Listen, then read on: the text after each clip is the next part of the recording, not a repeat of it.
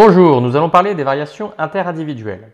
La forme d'une colonne est autant la conséquence des postures et des activités adoptées pendant l'enfance que celle du programme génétique. Concrètement, si les enfants se tiennent mal, leur dos sera plus voûté.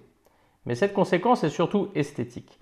En effet, il existe de nombreuses anomalies de forme comme les hyperlordoses, scolioses, etc. Or, il a été prouvé qu'aucune de ces anomalies n'est la cause de douleurs, sauf dans des angulations très fortes. Pourquoi tout le monde n'a pas mal au dos ? Nous avons vu précédemment que la cause principale des lombalgies mécaniques était les fissurations du disque intervertébral. Or, tout le monde ne subit pas dans son travail ou ses loisirs les mêmes contraintes physiques. Donc, nous n'avons pas le même risque de fissuration discale ou articulaire.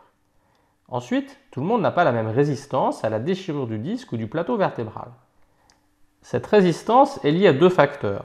Le pourcentage d'eau dans vos disques codé dans vos gènes, donc on ne peut rien y changer, et l'exercice physique qui renforce la densité osseuse. Si vous pratiquez des sports peu traumatisants, vous diminuez le risque d'avoir un jour mal au dos. Enfin, c'est la richesse d'innervation d'un tissu qui transmet le message de la douleur. Or, le disque n'est pas innervé de la même manière pour tous. En effet, le tiers interne de l'annulus n'est pas innervé, donc s'il déchire, on n'aura pas mal. Pour le tiers moyen, ça dépend des gens. Ceux chez qui c'est innervé auront mal au dos beaucoup plus tôt dans leur vie. Ceux qui n'ont pas de fibres nerveuses dans cette zone n'auront pas, par définition, de douleur quand il y aura des déchirures dans cette partie. Enfin, le tiers externe est toujours innervé. Arrivé à ce stade, 70% des gens auront mal.